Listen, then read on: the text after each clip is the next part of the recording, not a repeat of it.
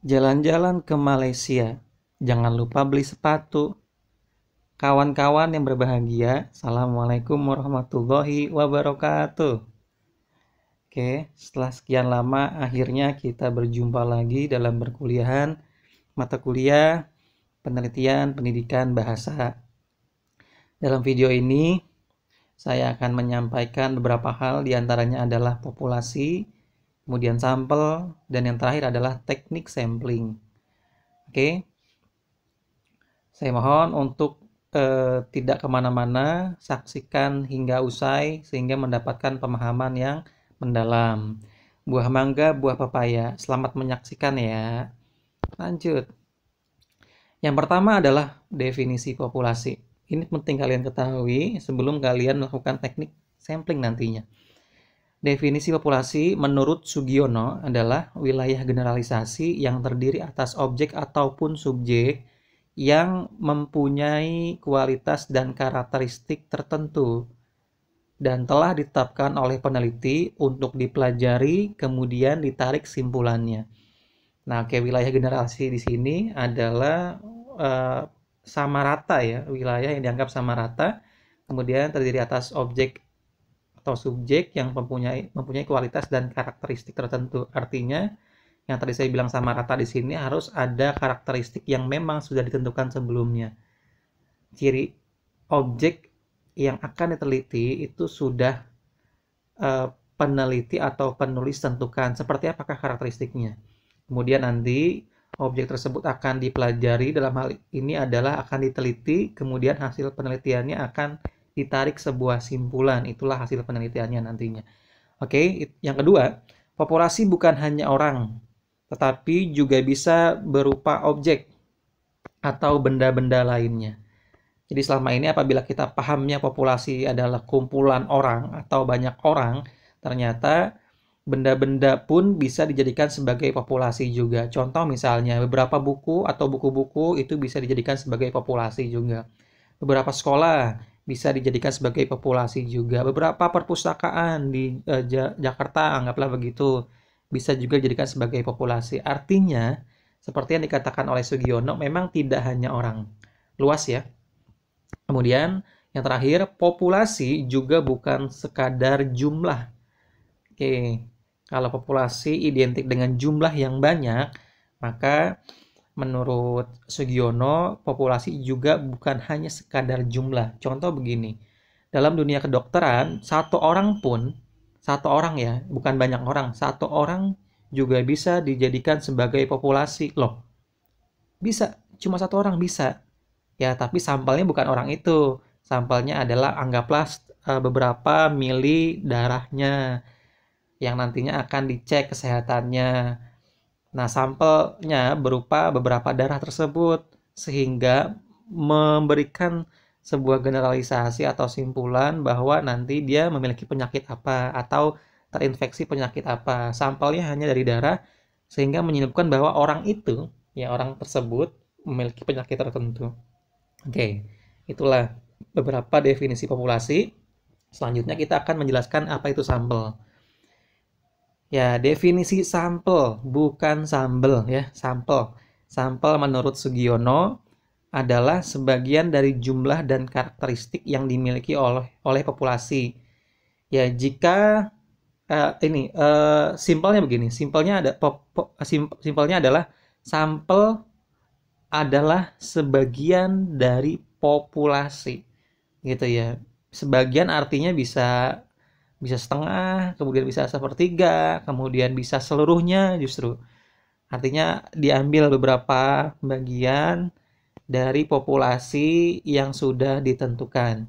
Kemudian, jika populasi berjumlah besar, maka peneliti tidak mungkin meneliti seluruh populasi yang ada. Anggaplah populasinya ada 1 juta. Ya, nah, tidak mungkin 1 juta populasi tersebut kita teliti, ya. Maka perlu adanya sampel dan sampel itu adalah solusi untuk mengatasi populasi yang relatif banyak tadi. Itu. Mengapa seperti itu? Ya, karena peneliti itu biasanya terbatas oleh waktu yang pertama, apalagi untuk skripsi ya, biasanya dituntut untuk selesai di waktu-waktu tertentu. Kemudian terbatas oleh tenaga, kemudian terbatas oleh dana. Nah, artinya apa? Jika memang terbatas untuk hal-hal tersebut, kalian bisa memilih beberapa dari populasi tersebut yang disebut dengan sampel. Itulah solusinya. Kemudian, apa yang diteliti pada sampel nantinya, simpulan itu akan berdampak pada populasi. Artinya apa? Artinya sampel yang kita pilih itu harus mewakili, ya. Sampel yang diambil harus representatif, mewakili, menggambarkan populasi seluruhnya. Dengan demikian, maka sampel yang kita pilih itu harus benar-benar representatif. Bagaimana caranya? Caranya banyak nanti, makanya ada teknik sampling. Oke, itulah sampel. Kemudian lanjut lagi. Ada satu prinsip ya, satu prinsip dasar penentuan jumlah sampel. Kadang ada pertanyaan ke saya, Pak, bagaimana Pak menentukan jumlah sampel? Apakah boleh sesuai dengan keinginan? Nah, ini kalian perlu tahu dulu ya. Kalian perlu tahu dulu prinsip dalam penentuan jumlah sampel. Prinsipnya seperti ini. Semakin besar jumlah sampel atau mendekati jumlah populasinya, anggaplah populasinya 100, kemudian jumlah sampel yang kalian pilih adalah 90. Artinya kan semakin mendekati jumlah populasi aslinya ya. Maka ya semakin besar itu, maka peluang kesalahan generalisasi ya nanti kamu meneliti ada hasilnya, maksudnya generasi ini. Nah, maka tingkat kesalahan akan semakin kecil. Kalau sampelnya semakin banyak, maka tingkat kesalahannya semakin kecil, apalagi mendekati populasi. Nah, sebaliknya juga sama. Ya, semakin kecil jumlah sampel, ya, semakin kecil jumlah sampel atau semakin menjauhi jumlah populasinya, maka semakin besar peluang kesalahan. Ya, peluang kesalahan generalisasi atau hasil penelitiannya itu berpeluang salah. Ya, kalau semakin kecil, anggaplah ada 100 populasi, kemudian sampelnya hanya 5. Nah, mengapa berpeluang salah hasil penelitiannya? Karena ya 5 orang yang dipilih belum tentu mewakili 100 orang yang menjadi populasi tadi. Ya, gitu. Belum tentu 5 orang ini memiliki sifat yang sama dengan sisanya, dengan 95 orang tersebut. Sehingga memang prinsip dasarnya ini betul ya. Semakin besar sampel, maka semakin kecil tingkat kesalahan hasil penelitiannya nanti. Oke, nanti akan ada beberapa pertemuan lagi yang akan menjelaskan cara penghitungan. Cara penghitungan berapa sih kira-kira kalau kalau populasinya 100, sampelnya idealnya berapa. Nanti ada tabel yang saya sajikan. Tabel itu ada 3 bagian. Yang pertama tingkat kesalahan 1%, tingkat kesalahan 5%, dan tingkat kesalahan 10%. Jadi silakan pilih mau tingkat kesalahan yang mana. Tiga-tiganya aman. Oke, lanjut ya. Kemudian kita akan membahas teknik sampling. Teknik sampling ini adalah cara kalian dalam mengambil sebuah sampel. Ya, ada populasi. Kemudian populasi itu tidak mungkin kalian ambil semuanya jika memang banyak. Kalian akan mengambil beberapa sampel. Nah, caranya tidak asal. Ya, tidak asal ngambil atau bahasa Betawinya tidak sembarang nyomot, ya, tidak sembarang nyomot sampel sehingga menjadi sampel penelitian kalian. Tidak. Tapi ada tekniknya. Ada 2 teknik secara garis besar menurut Sugiono, yaitu adalah teknik probability sampling dan yang kedua teknik non-probability sampling. Bedanya apa? Bedanya yang pertama, probability sampling itu semua populasi itu berpeluang untuk menjadi sampel. Ada 100 populasi, maka 100 orang tersebut semuanya berpeluang. Tidak ada yang tidak berpeluang. Oke, kemudian yang kedua, non-probability sampling, kebalikannya. Tidak semua populasi berpeluang menjadi sampel. Ada orang-orang tertentu dalam populasi yang memang ya udah nggak akan mendapatkan kesempatan untuk menjadi sampling. Karena apa? Karena teknik yang kita gunakan adalah teknik non-probability sampling. Lalu kalian menggunakan yang mana? Lihat selanjutnya.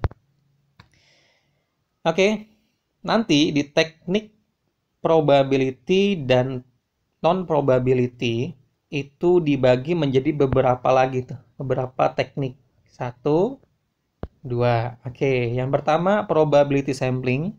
Yang pertama adalah simple random sampling. Ini yang pertama.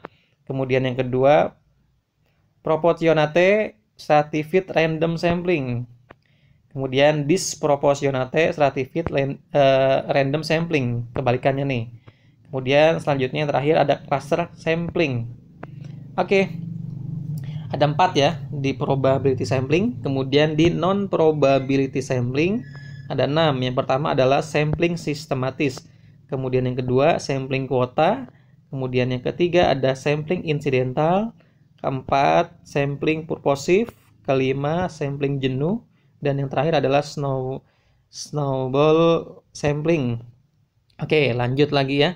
Lanjut kita bahas satu persatu. Yang pertama kita akan bahas yang probability sampling dulu, yang semua populasi berpeluang menjadi sampel. Lanjut. Ini adalah proses teknik sampling yang paling mudah. Namanya simple random sampling. Oke.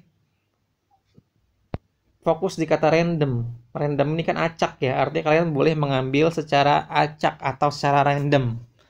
Oke, tapi ada syarat-syaratnya. Populasi ini, populasi yang ada pada penelitian kalian itu harus bersifat homogen atau paling tidak relatif homogen. Ya, memiliki karakteristik sama atau hampir sama. Contohnya, misal kalian meneliti kemampuan siswa dalam menulis karangan narasi. Kemudian populasinya adalah siswa kelas 10. Ternyata di kelas 10 itu pernah diajarkan cara menulis paragraf tersebut. Nah, gambaran kalian populasinya itu homogen. Homogen dalam artian semua mampu. Semua pernah mempelajari apa itu paragraf narasi dan pernah membuatnya. Dia satu jenis yang nggak beda-beda nih.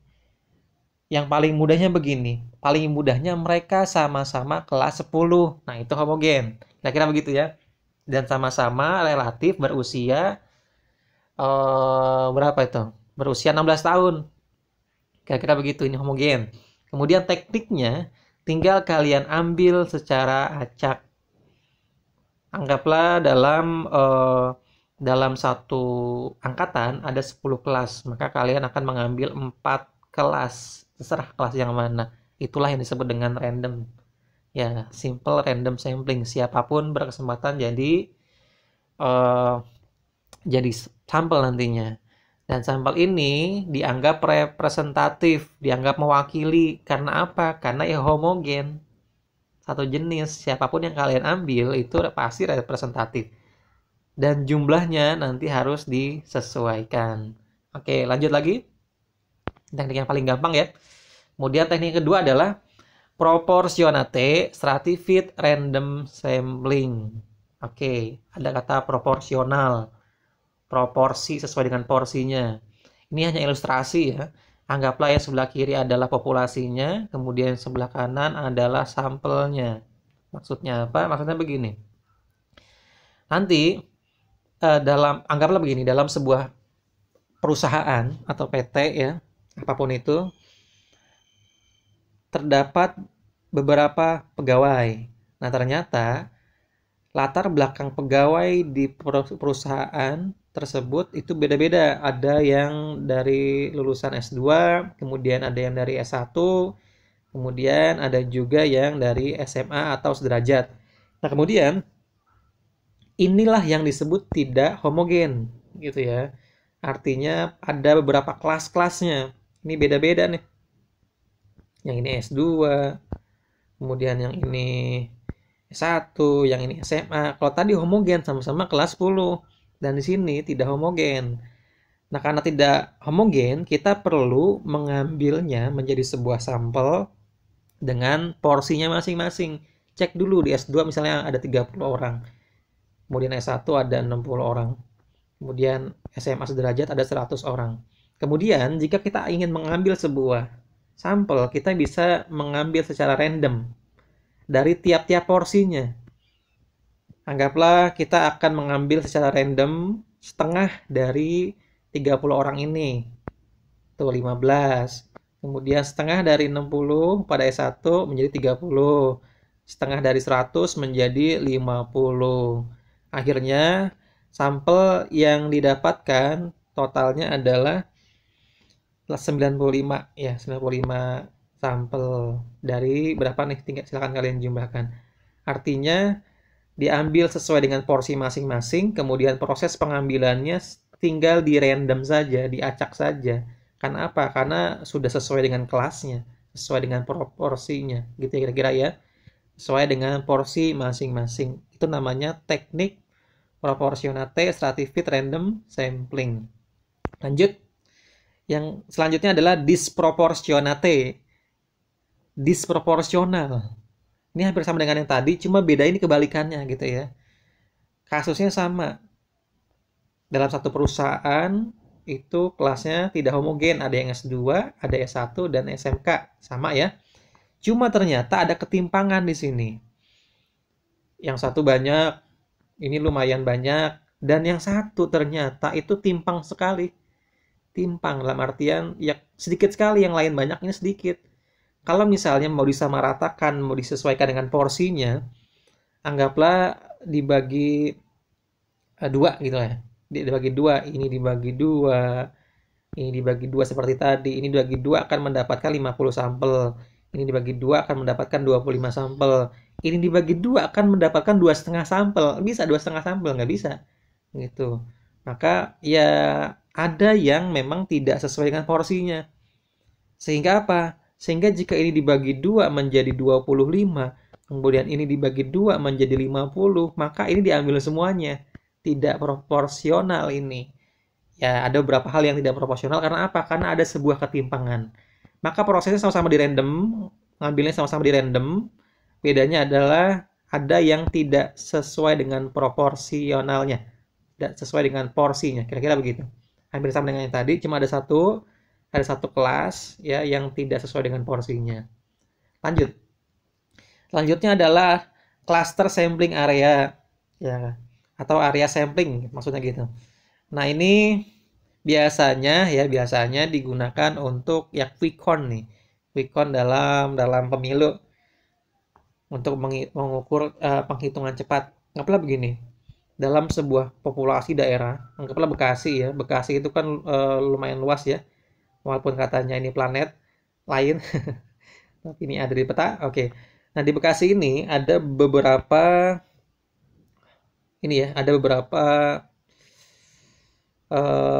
kecamatan. Di antaranya ada Kecamatan Bantar Gebang, kemudian Bekasi Barat, Timur, Selatan, dan lain sebagainya. Kemudian, tidak semuanya, ya ini cluster sampling itu tidak semuanya diambil sebagai sampel. Hanya beberapa saja. Disederhanakan dari yang banyak ini, disederhanakan menjadi beberapa saja. Berarti yang diambil hanya misalnya Bantar Gebang, kemudian Bekasi Barat, Bekasi Timur, Bekasi Selatan, Jati Asih. Artinya ada beberapa yang memang tidak diambil sebagai sampel. Nah, kemudian dari sini nih ditentukan yang mana aja yang boleh ditentukan. Karena apa? Karena diambil secara random. Tapi kalau bisa daerah-daerah yang memang mewakili atau tempat-tempat yang mewakili yang banyak penduduknya, anggaplah begitu. Ini bisa diaplikasikan di beberapa penelitian selain quick count ya.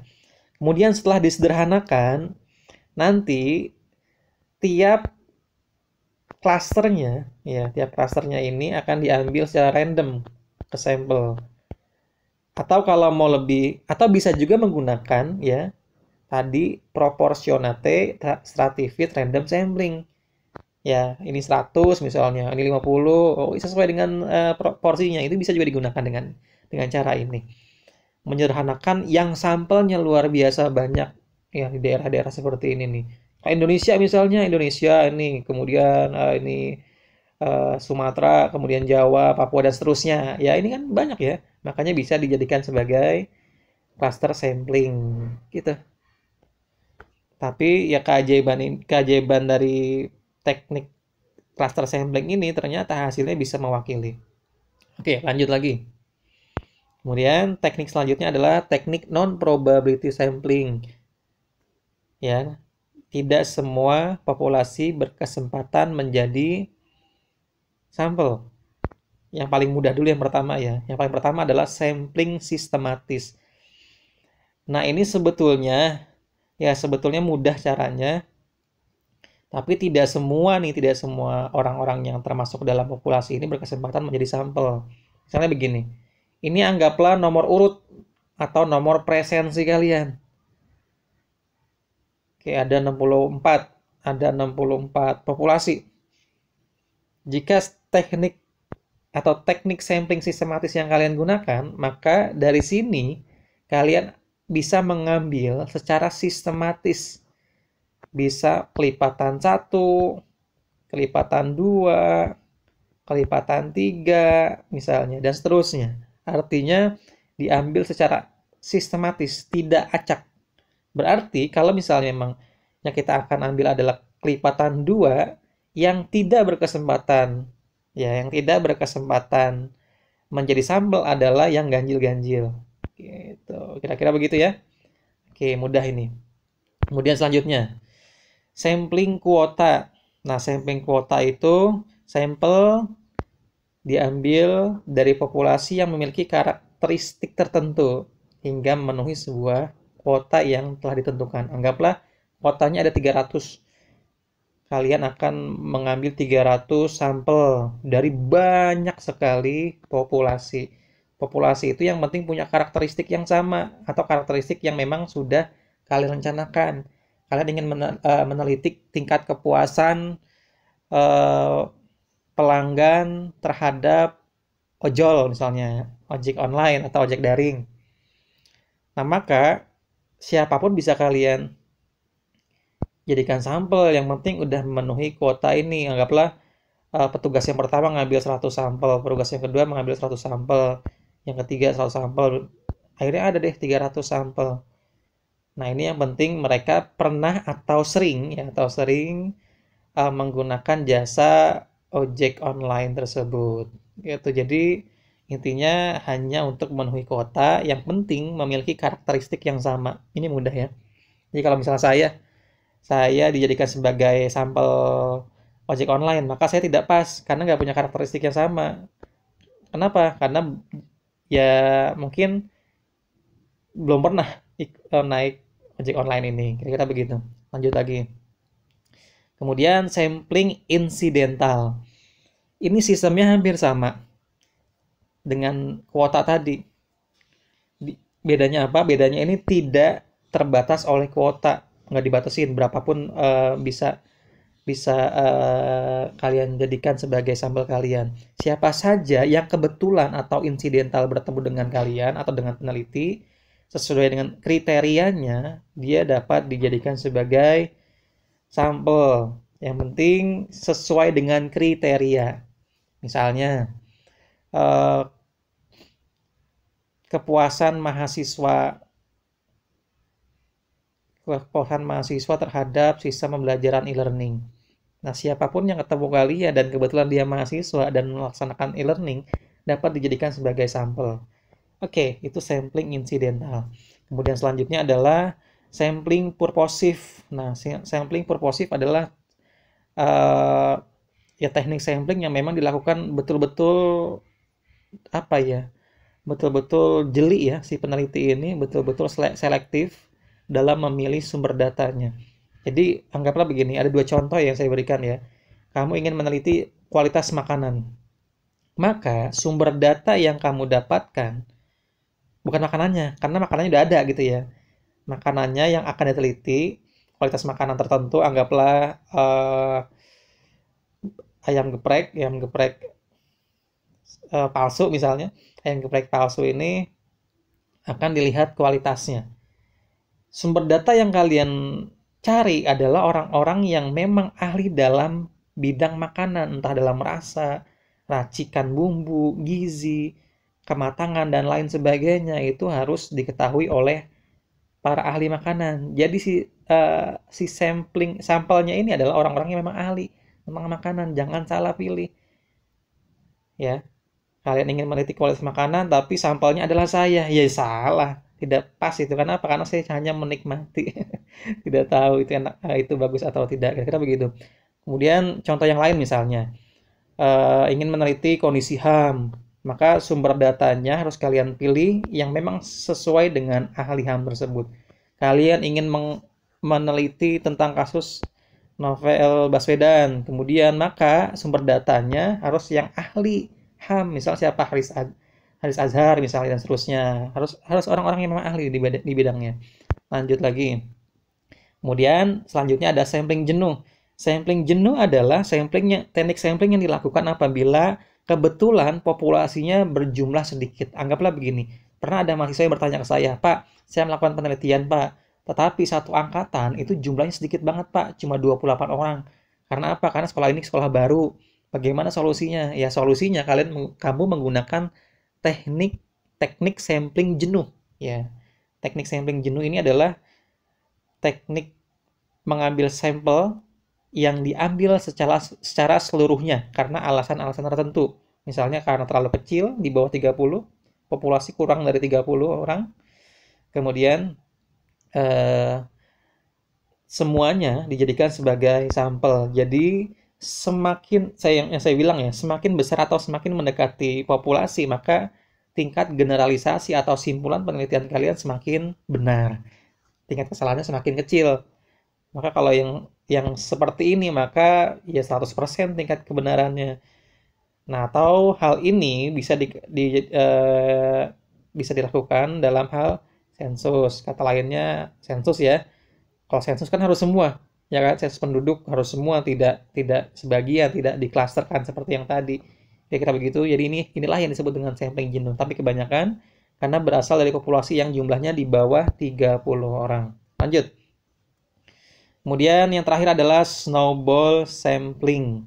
Nah, ini dilakukan oleh beberapa penelitian. Mungkin yang paling pas adalah dalam dunia forensik ya. Misalnya anggaplah ini peneliti atau apa ya? Ya penyidik misalnya. Kemudian dia mendapatkan dua sampel, dua tersangka penyebar permen, misalnya permen abal-abal. Kemudian permen abal-abal ini ternyata mereka mendapatkan dari 3 orang. Saya dapat dari ini. Oh iya, oke. Dia bilang lagi, saya dapat dari ini, saya dapat dari ini. Dia nggak ngaku, oh dia ngakunya dapat dari ini, dan seterusnya. Akhirnya banyak tuh.